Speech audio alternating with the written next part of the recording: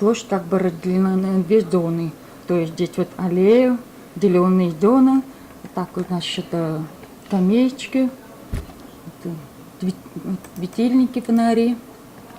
Архитектур планлаштыру һәм шәһәр төзелеше идарәсе муниципаль унитар предприятиесе дизайнеры Елена Мингалимова әлеге проектның авторы.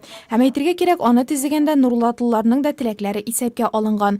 Халык еш кына үзәк мәйданда утырырга урыннар юклыгына, бәйрәмнәр, төрле чаралар уза калса кысан булуына ризасызлык белдергән. Яңартылган мәйдан үзенең заманча эшләнеше, иркенлеге белән аерылып торачак. Первоначально центральная площадь была реконструирована в 2002 году. Үзәк мәйдан беренче тапкыр 2002 елда төзекләндерелгән иде. Аның күп өлешен газоннар алып торды. Шуңа да халык канәгатьсезлек белдерде. Район җитәкчелеге мәйданны барлык корылмалардан чистартырга, җәяүлеләр иркенләп йөрсен өчен газоннардан азат итәргә дигән бурыч куйды. Барысы да нурлатлылар уңайлыгы һәм биредә масса күләм бәйрәмнәр уздыру өчен ясалачак. Элеккеге күренештән Нурлат символы булган ат һәйкәле һәм фонтан гына кала дип белдерә Нурлат архитекторлары. Әмма фонтан конструкциясе берникадәр үзгәртелеп, ул киләчәктә утлы һәм музыка уйнап тора торган булырга тиеш.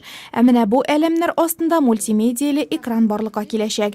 Аның алдындагы кичкенә мәйданчыкта чыршы бәйрәмнәрен үткәрү планлаштырыла. Яңа мәйданда парковка урыннары да күбрәк булачак. Ә җиргә алсу һәм ачык төстәге брусчатка җәелә. Һәм без сораштырган нурлатлылар бу проектны ошатты. Яшел ниләр була, фонтан красив була, скамейкалар була, бик матур итеп. Аты да шундый матур итеп торачак, иншалла, бик матур булачак. Места много, на площадь похоже, не то, что вот было, как лабиринт. Хәзерге вакытта мәйдандагы җир тигезләнеп бетте. Инженер инфраструктураны көйләү бара. Үзәк мәйданны ремонтлау район һәм республика бюджетларыннан финансланачак. Бу көннәрдә смета төзелеп, подрядчы оешманы ачыклар өчен тендер игълан ителә.